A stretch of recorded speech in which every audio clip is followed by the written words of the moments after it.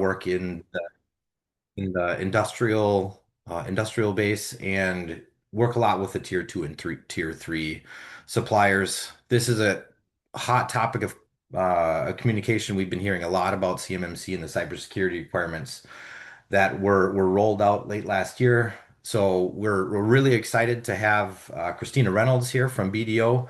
She's got a wealth of knowledge and is very talented in this area. And we've been bringing in industry experts to discuss the CMMC requirements that are coming out.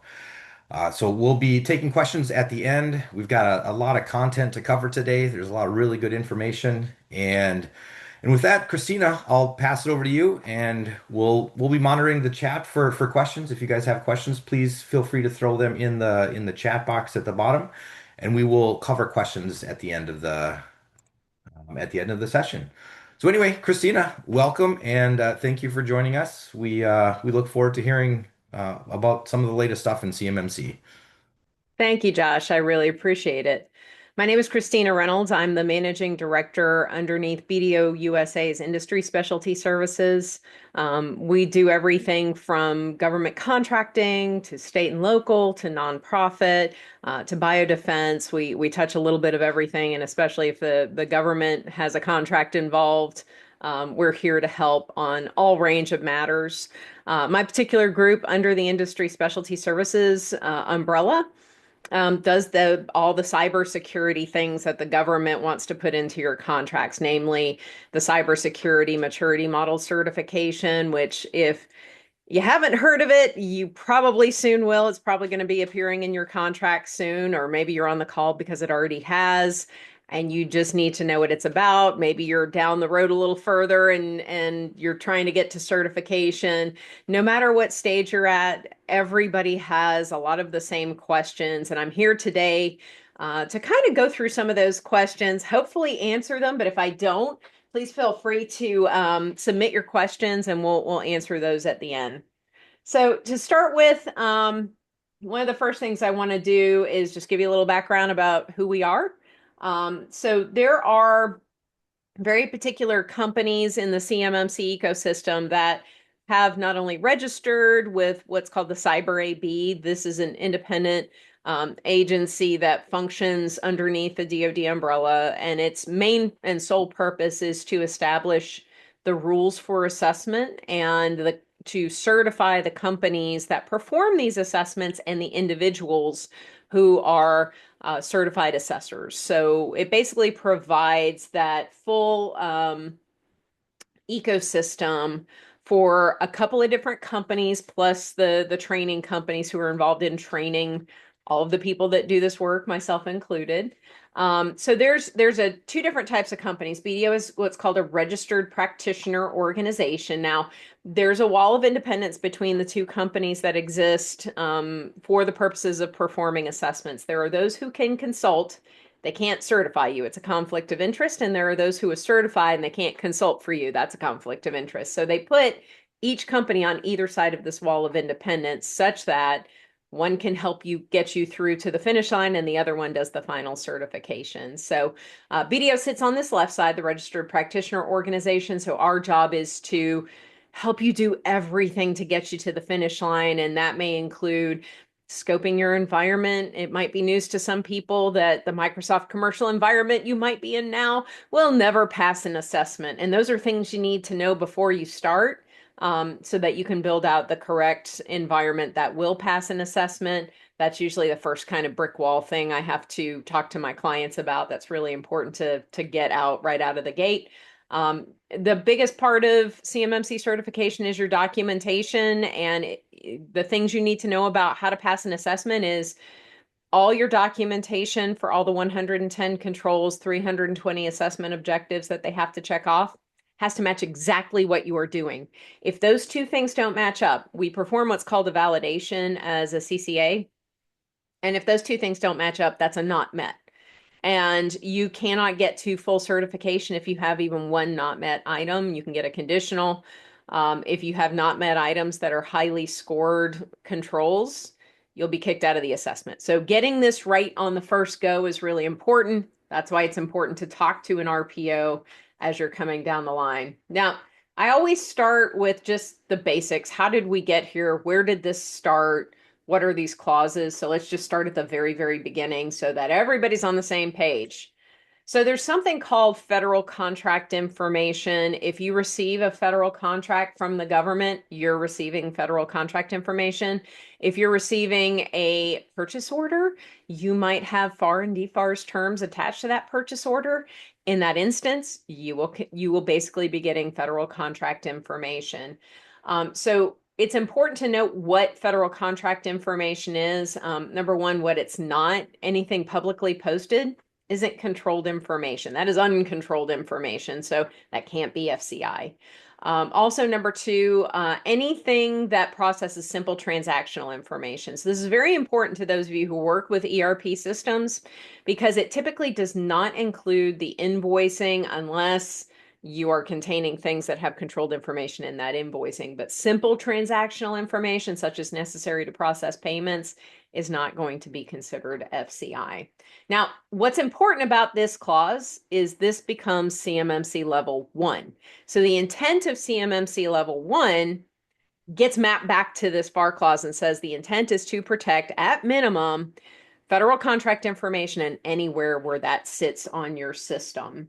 The really weird thing that most of you might have come in contact with federal contract information, if you look over your contracts, there's no marking for FCI. They never created a marking category like they did for CUI.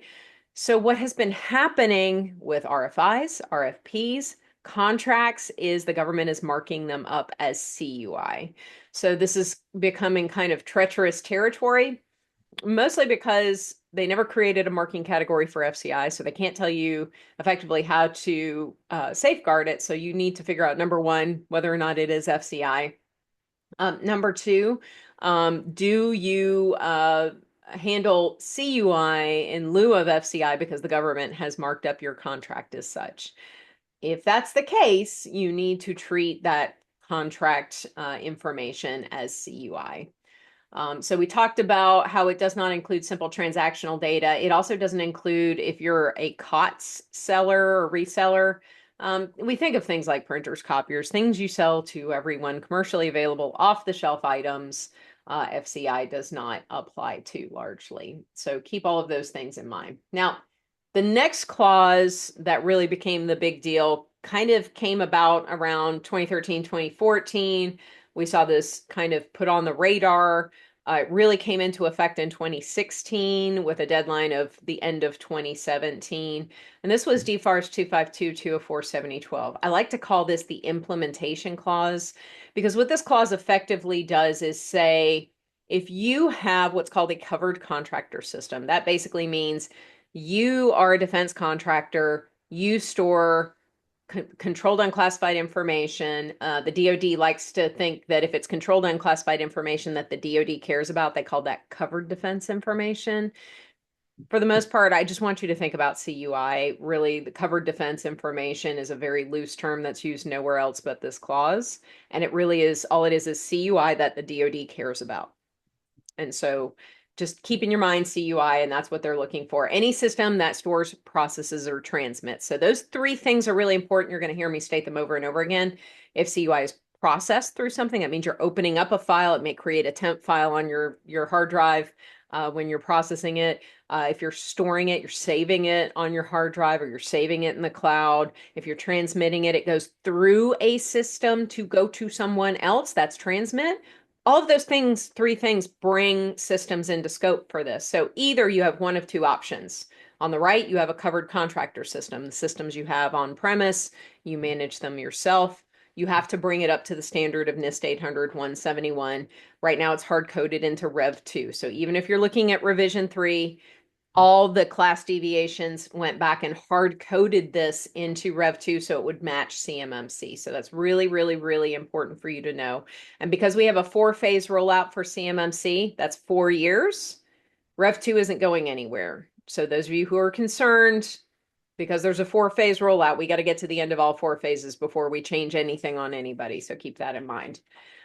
The other thing is cloud computing services, and more companies are transitioning their assets into cloud computing services. So the government said since we can't apply NIST 800-171 to systems somebody else owns, you must qualify any SaaS solution you put into your environment that holds CUI, any infrastructure as a service, platform as a service like Azure or AWS. Those have to have a FedRAMP either ATO, full certification, usually sponsored by a government agency, or a FedRAMP moderate equivalency, meaning that they went to a FedRAMP 3 PAO and got certified and they have 100% of their controls satisfied. They are met. And so that is a much harder list to make when you build your environments. Just keep in mind for this implementation clause, some is on you to do. And if you have different servers in your environment, that's your job to secure them to the NIST 800-171. If you have cloud computing services, you need to look for options for those cloud computing services that do have a FedRAMP moderate equivalency or a FedRAMP ATO. And I'll show you what that looks like in a minute. What we see in this is once you have implemented it, we see in the bottom the SPRS reporting requirements. We see 7019 will be put into your contract if you are a prime, but 7019 has no flow down clause. Where is the flow down clause? It's actually in 7020. So if you are a subcontractor, how the primes will flow down your requirement to report your score, and this is supposed to be a summary level score in the NIST 800-171 tab on the supplier performance risk system, you will see it in 7020. It's actually buried at the very bottom of 7020 that a subcontractor, if they receive this clause from their prime, has to go up to SPRS and report your score. So the 7012 is thou shalt implement security safeguards for CUI. And then 7019, 7020 are sister clauses to tell you how to report that back to the government so you qualify for your contracts. So controlled unclassified information, let's go through some examples here. There is a hard-coded example buried in 7012. That's controlled technical information.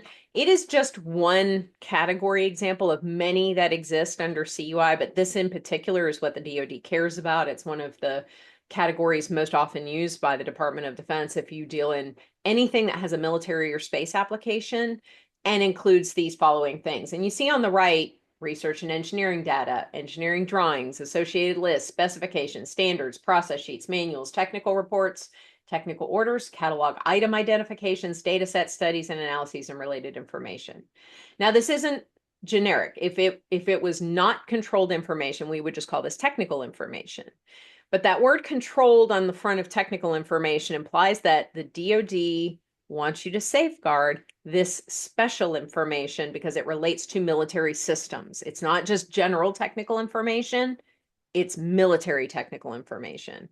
And this is where if they put these safeguarding requirements in your contracts, it means that anything associated with the controlled unclassified information, in this case, it's a very specific category, CTI, that they need you to follow that implementation instruction to safeguard all of this wherever this data sits. Now, keep in mind, they don't tell you how to implement it. And a lot of people walk into this assuming they need to safeguard everything in their environment. And that's not necessarily true. And 100% of our clients so far have built a separate enclave, which they put all their CUI in, which is going to be a separate domain name. It's a separate email for your employees, but it allows us to really wrangle CUI without having to bring the whole network into scope.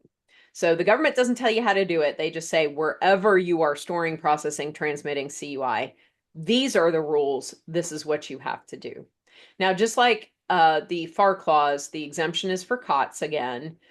Some commercial items may fall out of scope, but you need to discuss that, with your legal counsel and make sure if you do have a commercial item, does it apply? Does it not apply?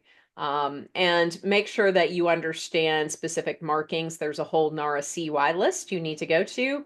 You need to know what type of CUI you have. And please, please, please, and I tell all my clients this, don't try to guess or mark things yourself if the government has not instructed you how to do that marking or what should be marked. A great example of this is I have a client that passed their certification last year. They make very large scale cranes. One particular project for the government, although these cranes were sold commercially, anybody could buy these cranes. The government wanted to put an armor plating on one of these cranes. Now, the government came into the contract and said, well, mark everything as CUI. And I said, no, no, no, no, no. Hold the phone. We know everything is not CUI. So, what truly should they be marking as CUI? Where does it not become a commercial item anymore? They said anything in aggregate. So, if you take a piece of CUI and you put it into like an assembly instruction, while the assembly instruction might have been public information, it might have been commercial information, it might have been non-controlled information. The minute you put even one sentence of that armor plating or that design into that document, the whole document has to be marked at the highest level of whatever is contained within it. We call that data aggregation.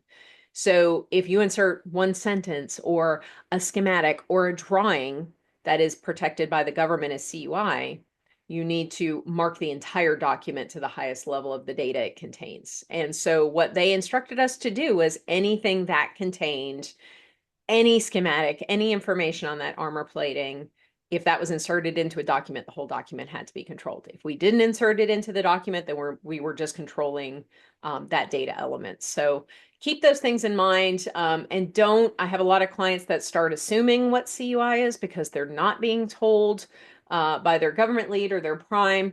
Please don't do that. Go back and ask. There's ways you can ask through the DoD instruction 5200.48. It's a document that guides you at where you're supposed to get this information, where it should live, and if it doesn't, go back to your prime, go back to your contract officer and ask for it.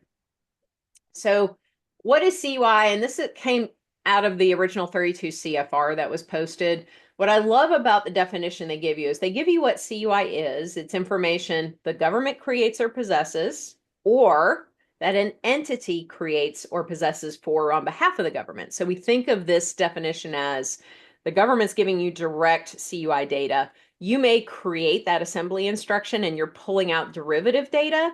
And then what you create in that assembly instruction is now CUI because you put that piece of government CUI derivative data in your document. You are now generating something on behalf of the government. You're including the CUI, and they will give you very clear instructions. And if they don't, again, go back and ask for how to mark and label and safeguard that document. Now, what I like about this one is it also says what it is not. So it is not information that does not come from the government. So it's information a non-executive branch entity possesses and maintains in its own system that did not come from or was not created or possessed by or for an executive branch agency. So we think about this as your information, your proprietary manufacturing processes, your contract bid data, your cost and estimation fees. These sorts of things are data that you derive on your own. It is your data, it's not the government's. So that should not be marked as CUI if that is derived from your information. Now let's talk about cybersecurity model certification and timelines for compliance. So we talked about 7012, which is this one on the left, as the implementation clause. Thou shalt implement and then just tell us what score you're at. And that's that supplier performance risk system NIST 800-171 tab. At the end of December in 2024, the 32 CFR Part 170 for the Cybersecurity Maturity Model Certification Program was released. Now, what this was is nothing that made it into your contract yet. What this was standing up the entire Cyber AB's program for CMMC and the companies like BDO and the C3PAOs that exist and function in that program. It sets up the rules for how assessments are performed. It authorizes those C3PAOs to perform those assessments rather than having to go through a government entity like the DIBCAC, which is a group run by DCMA to perform government assessments. You may still get government assessments coming from DIBCAC, but once you are certified through a C3PAO, those DIBCAC assessments, unless triggered, will likely not occur or not occur as frequently because now you've got that certification in hand from one of these C3PAO entities underneath the CMMC umbrella. So this just laid out how our assessments performed. It's the rules that the RPOs and the C3POs have to live by to perform assessments, the code of conduct and the things that accompany that, how we perform assessments and live as CCAs under a code of conduct. But what effectively happened almost a year later, September 10th, 2025, this DFARS clause 252-204-7021 was introduced. This is the mechanism that goes into your contracts. This started a 4-year rollout of how they would implement this into your contracts. Now, it carried with it a provision, 7025. This is stuck into 7021, and this is for the contract officers to basically set which CMMC level you were supposed to hold at the time of award, and that it is a condition of award. In other words, if they put 7021 into your contracts and they state you must be CMMC level 2 certified at the time of award, if you do not give them that certificate of certification, and by the way, you can't do this overnight. It takes all of my clients about 12 to 15 months to put the programs together, to document all their programs, to build their gameplay. So hopefully, can you guys hear my dogs? Hopefully No, not. Okay, no, good. it sounds good. I can't hear myself. They're barking at a UPS. So 7021 in your contract is going to become really critical, and it's because of this 4-phase rollout. So starting November 10th of last year, we started phase 1. Now, what phase 1 is the DoD putting this into initial contracts. It will only go into new contracts and new option years, because both of those are new awards to the government, which they can hinge the criterion, the condition of award on. They can't stick it into your contract because they can't make it at that point a condition of award, right? They've already awarded you the contract. They can't hinge the contract on you having certification. So you will only see this in the new contracts that you bid and the new option years that gets exercised by the government. Now, the first year phase rollout from 0 to 12 months, so November 10th of last year through November 9th of this year, they will allow you to fill in a different tab underneath the supplier performance risk system. That's going to be the level 2 self tab. Now, this is a completely different tab. It has completely different metrics. And in order to even there's a submit button that grays itself out until you reach specific metrics to complete it. This is not like the NIST 800-171 tab where it says submit any score, we will accept it. It does not allow any score. You can only have a score of 88 or above, so that's very, very close to the perfect 110. And you can't have any of the controls that are scored as 3s or 5s open. If you have even one of a 3 or a 5 open, that button grays itself out. What does this mean to you? It means you will not qualify for your contract until you are almost perfect. And that's within this first year. Starting November 10th of next year, we roll into phase 2. Phase 2 is you have to provide that certification from a CMMC C3PAO, or you will not get the award, period, end of sentence. It will be a condition of award. You may have to wait till the next time it's bid. And if that's a 5-year contract, like a 3-year base plus 2 option years, you won't get to bid that until 5 years. So I had to explain this to one of our clients the other day, that they were just realizing that if a contract comes out post November 10th and you will not qualify for it because they put 7021 in that contract, you will have to wait till the next time it's awarded, because even awarding an option year doesn't necessarily mean they're putting it back out on the street for bid. So if you don't have this done by November 10th of this year, you may find some hard realities in your path. And this is not a 2-month process. This is not a 6-month process. This is a 12 to 15-month process to get to certification. I have a lot of clients thinking they can do it overnight. I'm here to tell you, you can't. It is not how this works.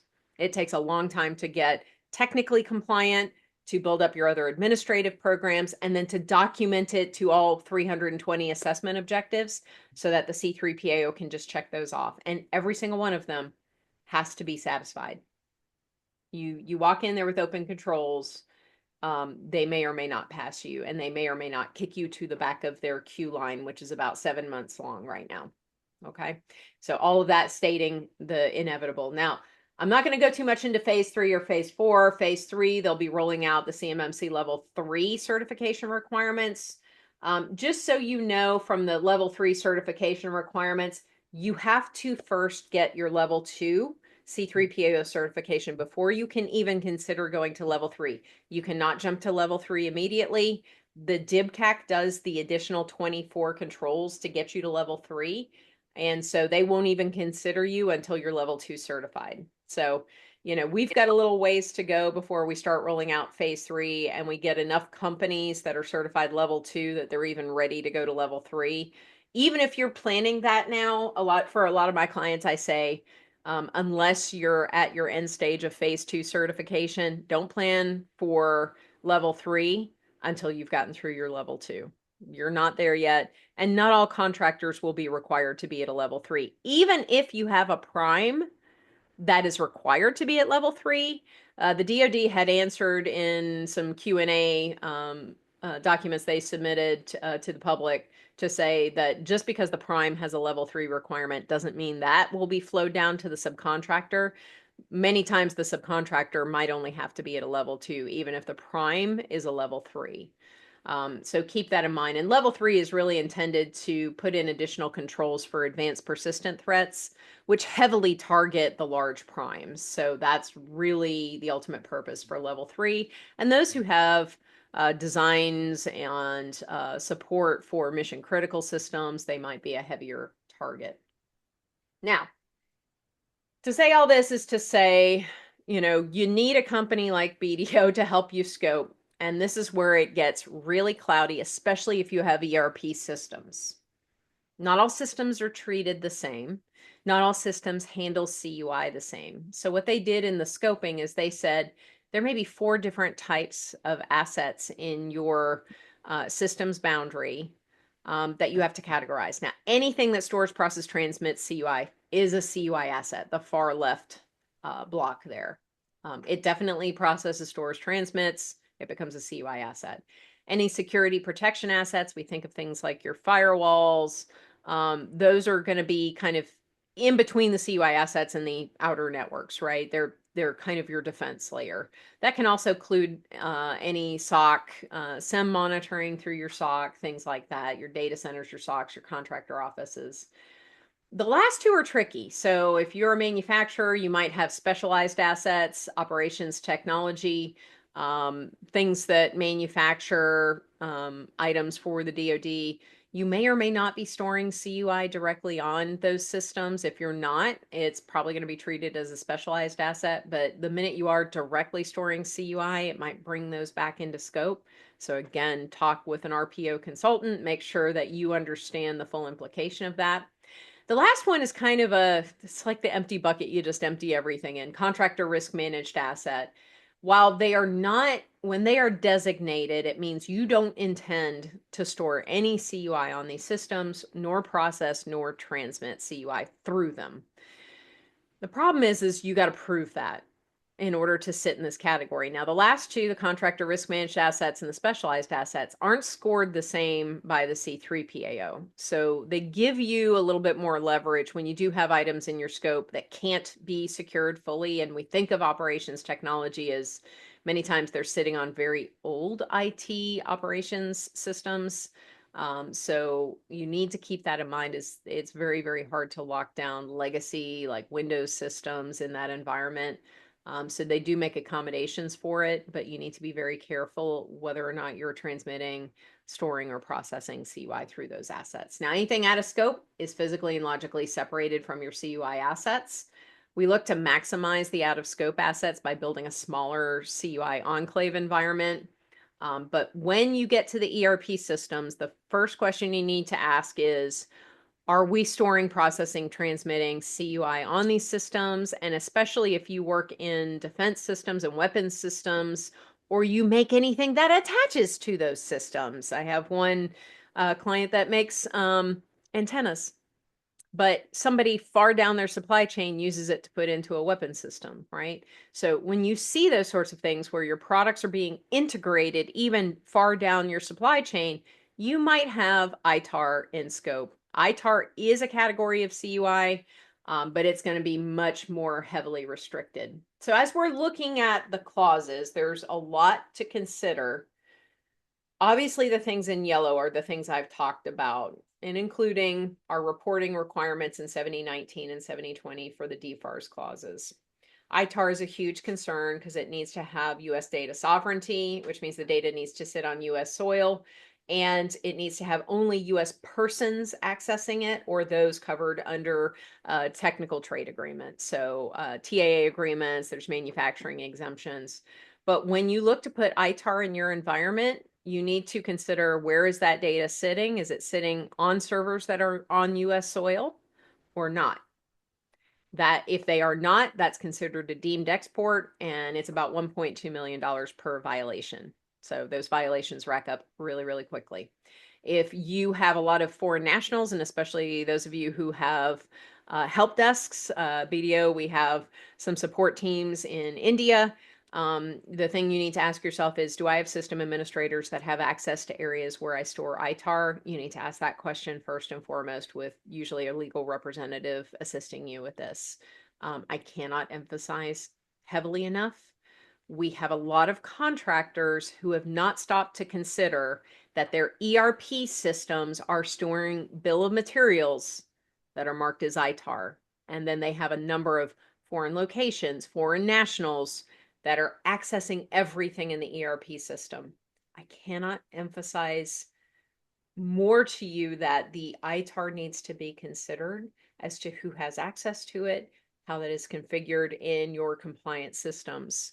And I'm gonna discuss that in a second. Now, everything on the left side, there was introduced a new proposed FAR CUI rule that is or is not coming down the pike. We have a FAR overhaul going on right now. As that has been happening, some interesting things are occurring, which is GSA has just released its own clauses for CUI. So we see independent federal agencies that are now kind of moving at their own pace. Not, I think, no longer waiting for this FAR to come out. They're moving ahead of it. So you need to be very careful when we look at these contract clauses, things like Department of Energy, they have their own clause for CUI. Look at your contracts carefully. It's not just the Department of Defense that mandates safeguarding for CUI. A lot of other federal agencies, as you can see via this standalone agency CUI clauses, have their own clauses. Now, these clauses don't relate to CMMC that is being run right now under the Department of Defense, but there have been rumors that they do want to federalize CMMC, which means in the future, potentially that all federal agencies can use that as a benchmark, as a certification standard. Because largely what all of these CUI clauses are doing is they're all pointing to NIST 800-171. So you need to consider everything that's in scope in your environment and look very closely at your ERP systems. You might be storing more in there than you knew, and that includes those contracts going back to the FAR clause we reviewed, FAR 52-204-21. There's no marking for FCI, so more and more contracts that you're putting in your ERP systems now are being marked as CUI. If you left the ERP system out of your scoping, you need to bring that back into the discussion. You may be storing more in there than you realize, and you may have different levels of personnel that are accessing things perhaps they shouldn't access. And a $1.2 million violation hurts a lot. So let me show you what that looks like. So the ITAR, it's the International Traffic in Arms Regulation. If you do anything, like I said, that either directly relates to weapon systems or indirectly, like I said, down the line, somebody in your supply chain may integrate it into a weapon system. You need to be aware of that, and you need to have an export control legal representative to guide you for that. That is, I can't describe how important that is.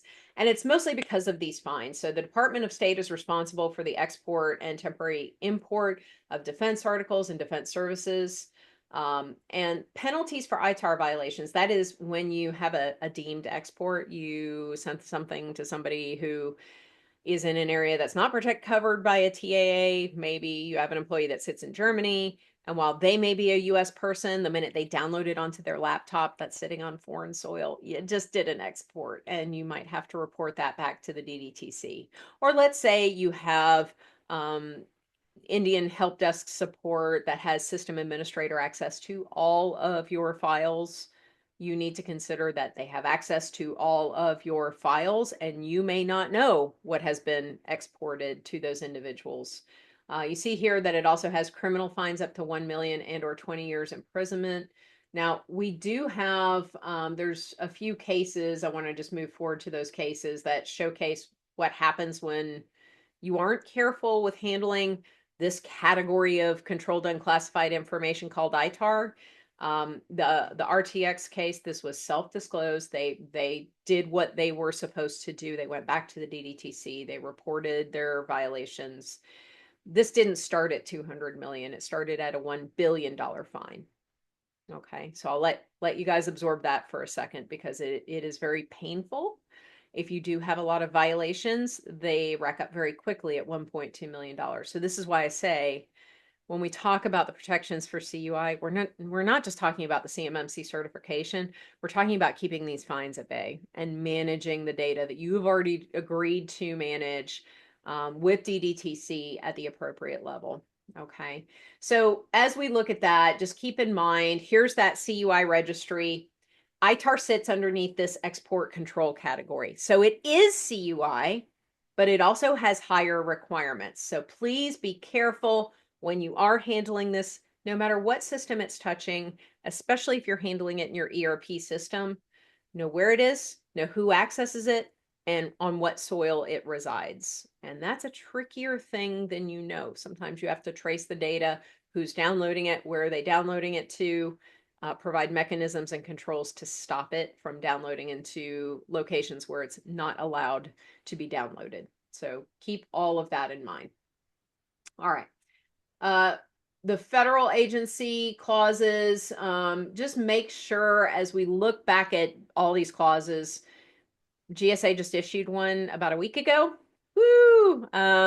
This is spreading like wildfire. So again, it's not just the DoD. All federal agencies are concerned about CUI. And if you look at the NARA categories, that's the National Archives, that they control all the categories of CUIs that every agency is concerned about. It used to be flavored categories. Now we're just lumping it under the umbrella of everything is CUI, and some may be specified CUI and some may be basic. GSA just issued this new framework, and it takes it in a broader range than just GSA administering DoD contracts for CUI. Now GSA will use this for any contracts they administer. So if you're looking at just CMMC and you think you can call it a day, you can't. Everybody is adopting the same safeguards in NIST 800-171. Every agency may have a different mechanism for verifying that you are compliant. Certainly, if you get your CMMC certification, that's something you're going to be able to bring to them, but not every agency has to abide by CMMC. So that may not be a contract requirement, but it may be a very good verification method that you did what you said you did for NIST 800-171.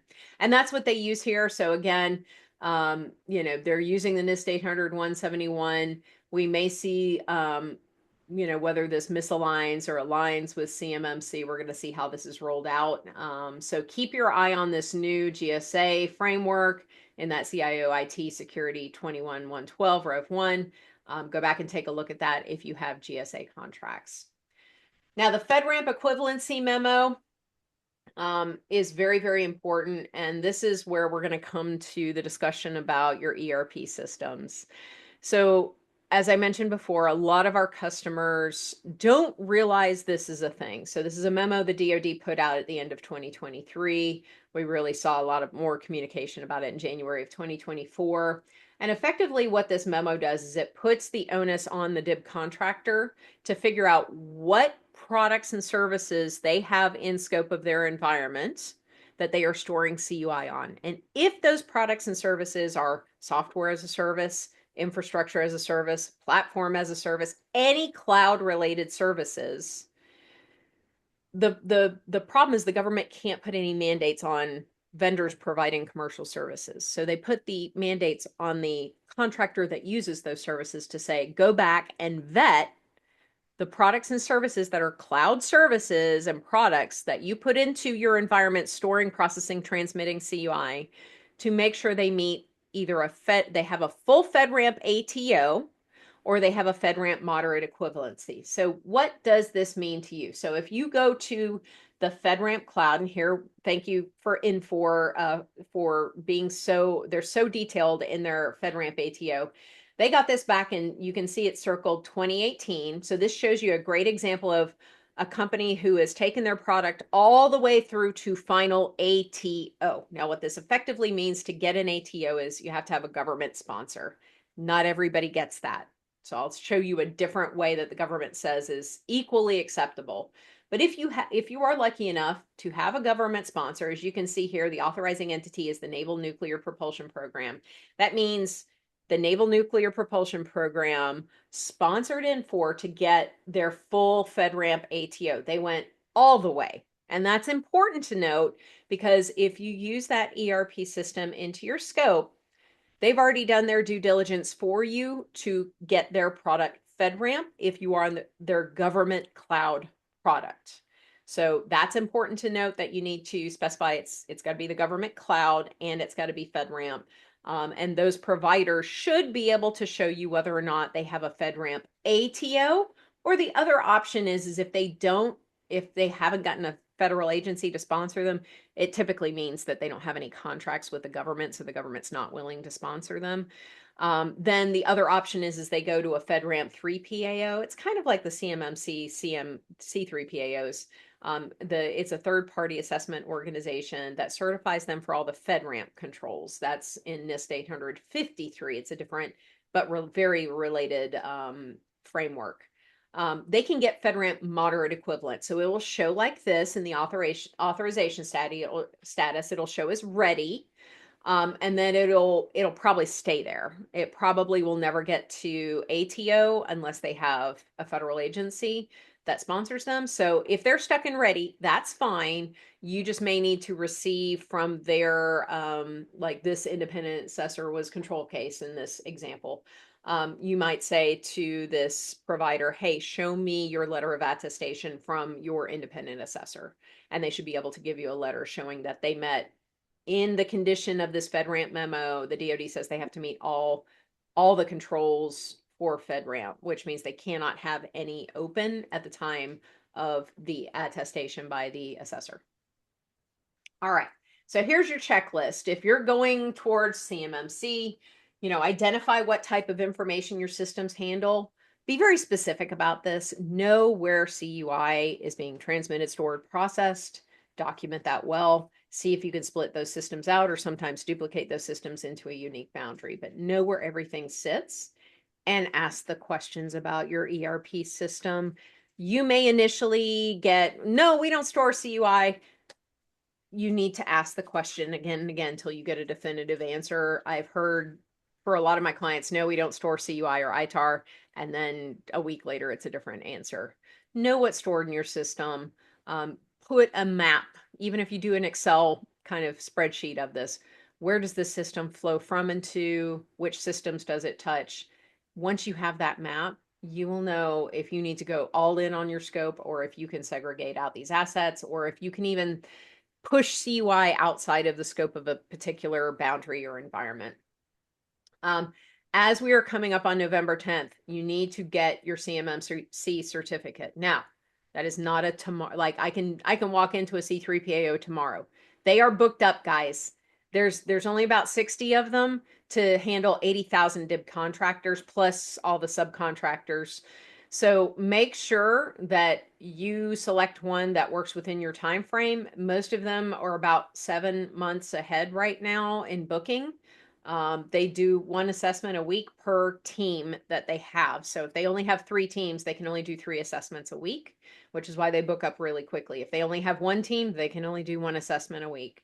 It doesn't go that fast. It is a very detailed process. So don't assume you're going to turn around to an MSP, build out your environment, and be certified in 2 months. It doesn't work that way, guys. I'm just telling you, it's a 12 to 15 month process. Don't find out at the last minute trying to qualify for a contract that you're going to miss out on for the next 5 years before they rebid it. Okay. Now, in the meantime, you can do that self-attest tab for CMMC, but I recommend you have a certified assessor before you make that attestation because it is a system of record. So if you have a false score, they will be coming after you for a False Claims Act. So don't do that. All right. So make sure you get all your detail up into the supplier performance risk system. That's under the PIEE system. That's really how the government kind of helps you manage your contracts through them. It pulls all its information from SAM. So if your cage codes are wrong on SAM or they're not listed under your high-low code or your immediate owner code, and you want to build like a virtualized enclave that you share with a lot of cage codes, if it's wrong in the SPRS when you go for your certification, they won't be able to add those cage codes. They simply won't see it. So make sure SAM is correct.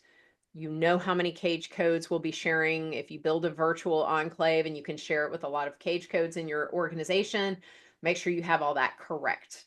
Okay. Make sure if you get a conditional, so this means that you at least get a score of 88 with your C3PAO and you only have the score, the controls that are scored as a 1 open. You cannot have 5s or 3s. That'll kick you out of the assessment completely. You got to get to the back of the line. That may be another 7 months. So do not walk in there. It's the DODAM that scores it, the DoD assessment methodology. Make sure you know what those controls are scored. And if you don't know how to do it, please hire an RPO. This is what we do for a living. We show you what those controls are scored. You cannot have a -5 or a -3 open when you go into your C3PAO. They will kick you out for that. Now, if you only have -1s and you have a score of above, it's the 80% threshold or a score of 88, they will give you 180 days to close out any of those -1 controls you haven't implemented. But at day 181, you're out of time. You get kicked back to the back of the line for a full new assessment. You'll have to pay for it. So be very serious when you walk in. This is not like ISO 27001. This is a detailed and very long process, and everything has to be perfect. I'm sorry, don't kill the messenger. So subcontractor flow down. Let's talk about that for a second, and then I'm going to be wrapping up here shortly. If you are a prime or if you are a subcontractor, these are the 3 clauses you will see passed down to you in your contract. Be very aware of them before you get them. Be prepared either with your CMMC level 2 self attest tab filled in. Come November 10th, you better have that certification if you see 7021. Okay. So be aware of what clauses flow down. Like I said, the 7019 is for the primes, so they won't flow that down to you. It has no flow down clause. That's just for them. Make sure you build a cyber secure supply chain. So if you're a prime, know who all your vendors are. Make sure they can attest to CMMC level 2 prior to bid. So from the subcontractor perspective, know what this means. It means your primes are going to be slamming you with the cyber questionnaires 12 months before they bid the contract. Why are they doing it so far in advance? They need to know who qualifies, and they're writing that bid months in advance before that bid even comes out. You know this if you're a subcontractor, you know this if you're a prime. So when they hit you 12 months before that contract that you're looking to bid as an indirect contractor with the prime comes out, you know what they're doing. And I think what this is going to roll to in the future is the primes are going to reassess you once yearly. They don't have time nor the energy to come midway through the year and figure out where you are. And this is something I saw in a lot of the GSA Oasis pools is the primes would have, 200 subcontractors. And they would say, come August, remember, start of the fiscal year is October, come August, we're going to send you out that reps and certs questionnaire, fill it in. That reps and certs questionnaire is going to say, attest to all your FAR DFARS clauses. It should match what you have on SAM. Now show us that you have a CMMC certification. Who's it with?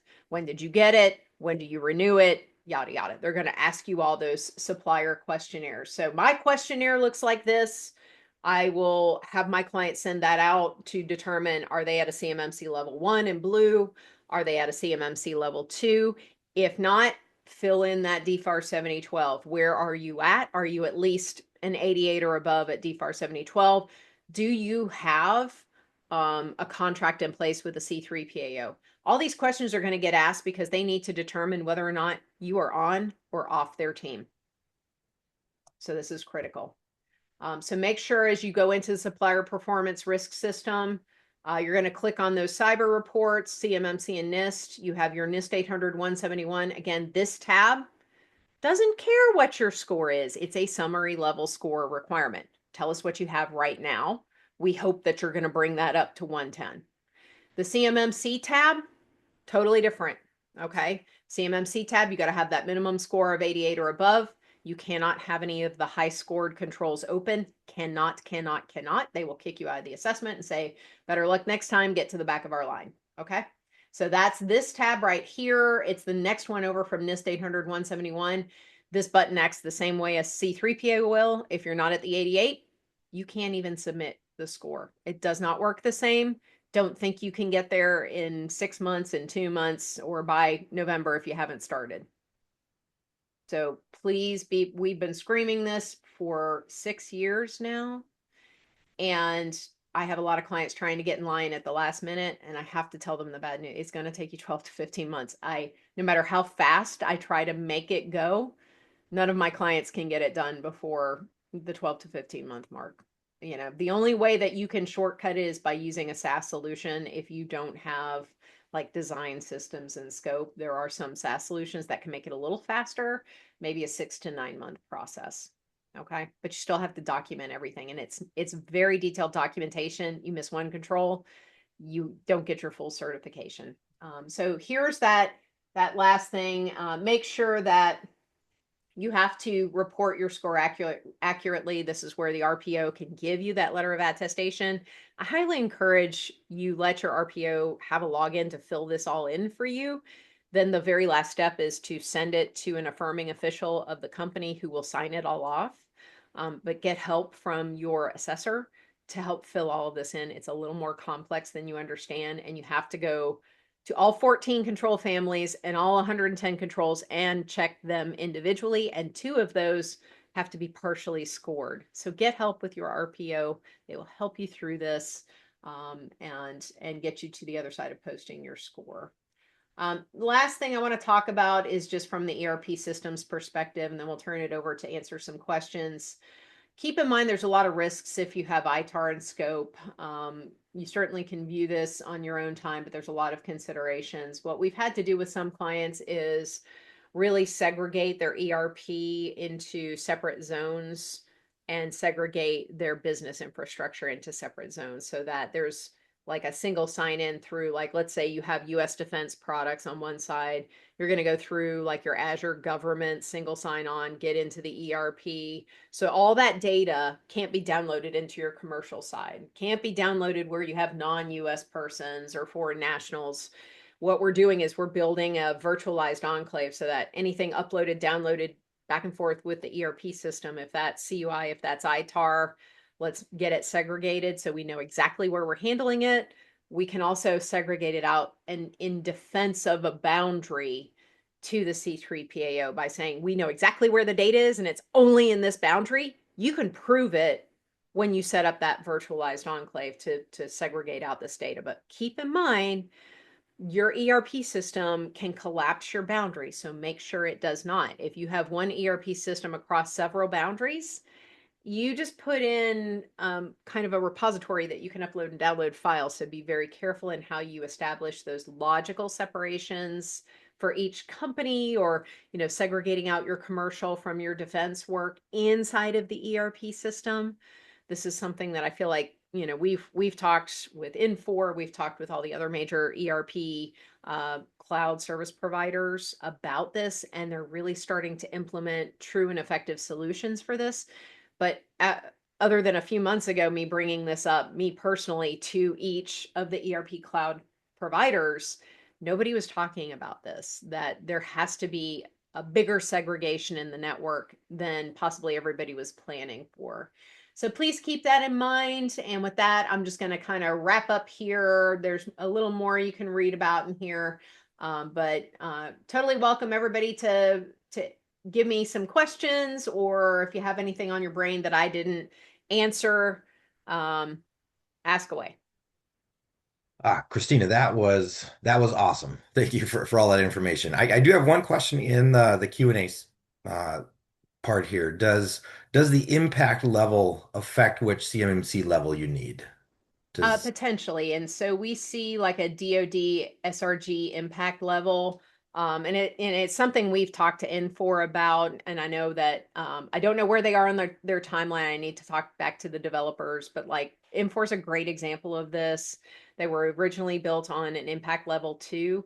If you do have ITAR, being on that impact level 4 is really where you want to be. So we brought those concerns back to Infor, and they were building a whole new package. Well, it's the same package they have, but they're migrating all of their elements into impact level 4. So thankfully, Infor is thinking ahead of that and understanding their clients' needs and addressing it, back to the environment where that data is going to sit. So impact level is absolutely a concern, and not all of the ERP system cloud service providers are at an impact level 4. So that's really where I hope everybody gets to in the future. So if you have higher level, more impacted data like ITAR, please have that discussion both with your integrator and with the cloud service provider so that you can discuss all implications of that higher level controlled data within that CUI list. Yeah, perfect. So if let's say a customer is evaluating different ERP solutions, one is claiming FedRAMP equivalency. What Mhm. type of question should you be asking that vendor? Documentation should they be providing to provide that equivalency? So number one, we go back and check, right? They may be recently certified, and so they might not yet be showing on the sometimes FedRAMP, and especially if we have government shutdowns. Uh, FedRAMP is an organization that works with government funding, right? So if we have a government shutdown, they may be a couple of months behind. But once they get it posted, this is what you should see for a FedRAMP moderate equivalency. And what you can ask them, as I mentioned before, is that you see here this I've sanitized it, but this provider has an independent assessor called control case. So you would go back to this person and say, "Can I get your letter of attestation that you meet 100% of the NIST 853 controls per the DoD FedRAMP memo?" And they should be able to provide you a copy of that. In addition, you also want to see what's called a shared responsibility matrix. So what that effectively is when you have a cloud solution, somebody else has built a CUI compliant environment for you, but they have to tell you which controls they're providing on your behalf. We call these inherited controls, so that you can add that to your CMMC package. So anytime you pull in, whether it's box.com or Prevail or your ERP solution, if it's a cloud solution, you should have, they either call it a shared responsibility matrix or a customer responsibility matrix. Either way, it's the same exact thing. It's here's what we do down to the individual NIST 800 171 controls for you. Here's what you still have to do. They don't necessarily provide you 100% all CMMC compliant package. It's we do certain things as a part of the environment we give you, and these are the things we also don't do. And Yeah, so you add that to your package, and anything they don't do may be an additional responsibility, which is why I call it a shared responsibility matrix that you still have to pick up. So, for example, the awareness and training family, they may do awareness and training for their people. You don't inherit that. You still got to do awareness and training for your own people for cybersecurity threats. So while they may say, yeah, great, we train our personnel, and you do kind of inherit some limited inheritance from that, you still got to go back and put your program together. So no right. cloud package is going to do everything for you. Those administrative controls are still yours to do. So just keep that in mind no matter who you're talking to. They have to have a FedRAMP moderate equivalency. And keep in mind, as I mentioned very early on, Microsoft does not have on their Microsoft 365 product SaaS solution that sits on top of Azure commercial platform. They lost their FedRAMP back in December of 2024 for that, but also they were not, per Microsoft's technical chart. They're not compliant for CUI, DFAR 7012. So Mm. if you are residing in the Microsoft Azure commercial with the Microsoft Commercial 365 SaaS on top of that, you will not pass an assessment. It will fail because per Microsoft, it doesn't meet it and it's not FedRAMP anymore. So you need to either use the government community cloud SaaS solution. You need to select the Microsoft 365 licenses, not the Office 365 licenses. Or if you have ITAR or nuclear data, you need to go all the way up to the government community cloud high.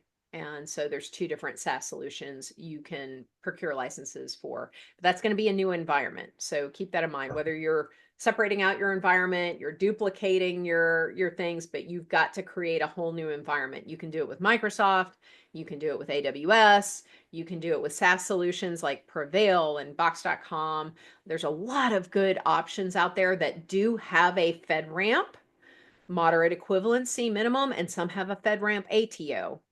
But no matter what cloud solution you put into scope, make sure they have one or the other. And so you should be Mhm. able to see whether they have the ATO or they have the moderate equivalency. It should show one of these two things.